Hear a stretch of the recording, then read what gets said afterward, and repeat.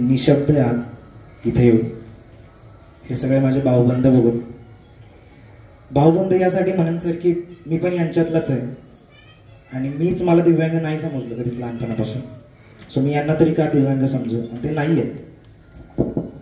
मी टीका नाही करत, पण मी लहानपणापासूनच म्हणजे जनरल लोकांशी किंवा मी त्यांच्याशी कम्पेअर नाही करत, पण त्यांचा बघण्याचा दृष्टिकोन असेल माझ्यासाठी की मी दिव्यांग किंवा हे दिव्यांग, पण मी कधीच नाही समजलो माझ्या दिव्यांग. आणि माझ्या लहानपणापासून मी ते स्ट्रगल किंवा ते त्याला मात करत आलो किंवा त्याला लात मारत आलो, त्यामुळे मी आज इथपर्यंत उभा आहे. आणि दुसरी गोष्ट की सगळ्यात महत्त्वाची गोष्ट आहे ते मगाशी मॅडम बोलले किंवा सर पण बोलले, या सगळ्यात यांच्याबरोबर असणारा सगळ्यात जवळचा घटक म्हणजे येतात ते म्हणजे पालक.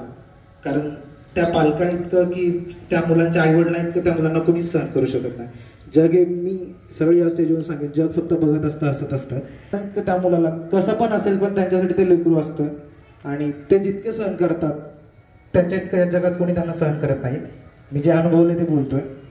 आणि ह्या बाळांना माडून खूप खूप शुभेच्छा आहेत. किंवा मी आता खूप भावूक झालो किंवा मला हे स्टेज असं आहे की मला नाही जास्त हे करता येत, पण सर चोरवले सर आणि त्यांची सगळी युनिटी असेल, कमिटी असेल, खूप मोठं काम करतायत आणि माझ्याकडून त्यांना खूप खूप शुभेच्छा आहेत. सर मी शब्द देतो, मला शिंदे सरांमुळे मी इथंपर्यंत आलो आज.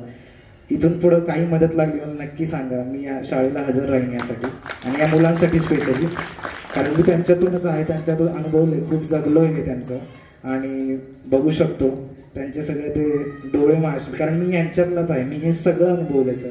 मी ग्रामीण भागात वाढलोय आणि त्याच्यातून आलोय, त्यामुळं त्यांच्या वेदना, त्यांचे काही अपमान असतील, बाहेर गेल्यानंतर जगासमोर गेल्यानंतर खूप काही सहन करावं लागतं. ते कुठे कुणाला बोलत नाहीत, त्यांच्या आत ते रडत असतात, ते आपल्याशी शेअर करत नाहीत किंवा मी नाही केलं किंवा मी लहानपणात तेच करत आलो. पण या सगळ्यावर मात करत मी आज या ठिकाणी या कॉन्फिडन्सनी यासाठी बोलतोय की मी मुदोजी कॉलेजला आल्यानंतर मी माझ्या अपंगावरती किंवा माझ्या आयुष्यात टर्निंग पॉईंट ठरलं ते मुदोजी कॉलेज आणि एक माणूस आहेत शिंदे सर असतील माझे, यांच्यामुळं मी आज इथे की माझ्या अपंगात्वावर मी मात करून मी माझ्या कल्चरल ॲक्टिव्हिटीमध्ये गेलो किंवा अभिनयातून जे काही शिकत गेलो आजपर्यंत शिकतोय. त्यानंतर तुमचं जे प्रेम मिळालं जगाचं, मी जगाला दोषी नाही म्हणत सर, पण परिस्थिती असते ती त्या काळात ती जाणीच गरजेची असते आणि ती गेल्यामुळे मी आज इथंपर्यंत आहे. सो मी तुम्हाला किंवा जगाला मी नाही विरोध करत, त्यांनी विरोध केला म्हणून मी आज इथंपर्यंत इथं आहे. सो त्यांना पण मी थँक्यू म्हणेन. आणि मी तेच म्हटलं की यांना नका तुम्ही दिव्यांग समजू, कारण ह्यांची ताकद खूप मोठी आहे. तुमच्यात तेवढी ताकद नाही ना, त्यांच्यात तेवढी आहे. कारण भारताच्या इतिहासात हे घडलं यावर्षी मागच्या ऑलिम्पिकमध्ये की 24 मेडल आलेलं आपल्याला ऑलिम्पिकमध्ये, पॅरा ऑलिम्पिकमध्ये, जे की नॉर्मल ऑलिम्पिकमध्ये मला वाटते 5 का 6 आले आहेत. जे पॅरा ऑलिम्पिक यांनी 26 मेडल आणलेत भारतासाठी. सो खूप मोठी ताकद असते. माझं एकच म्हणणं आहे फक्त पालकांना त्यांना खूप सपोर्ट करा. पालक करतात, मी जगाला सांगेन की त्यांच्याकडे बघण्याचा दृष्टिकोन प्लीज बदला. त्यांना दिव्यांग नका समजू, ते पण आपल्यातलेच आहेत, मी त्यांच्यातले आहेत, ते आपल्यातले आहेत असं समजा आणि त्यांच्या पाठीशी खंबीरपणे उभं राहा. सर मी या शाळेशी वैयक्तिकरित्या सरांमुळे जॉईन आहे, सरांना मी थँक्यू म्हणेन. आणि इथून पुढे काही लागलं तरी मला नक्की सांगा, मेसेज करा, फोन करा, मी हजर आहे. मला इथे बोलवल्याबद्दल आणि इथे बोलायची संधी दिल्याबद्दल खूप खूप धन्यवाद, आभारी.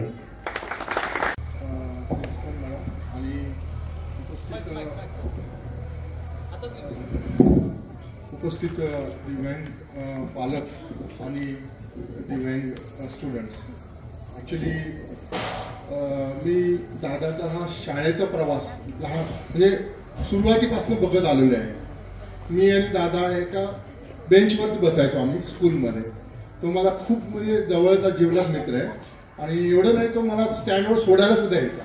मी इंजिनिअरिंगला सांगलीला होतो थोडे दिवस, ते BEला, नंतर MTechला गेलो होतो, पण तो स्टेशनला पण सोडायला मला बरोबर असायचा. तो एवढा जवळचा मित्र आहे.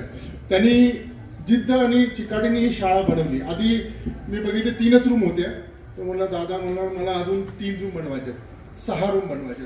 मग आम्ही सगळे मित्र वगैरे थोडेफार आम्ही सपोर्ट केला आणि त्याचे पण काही कॉन्टॅक्ट होत त्यांनी शाळा हे 3 ते 6 रूम बनवल्या.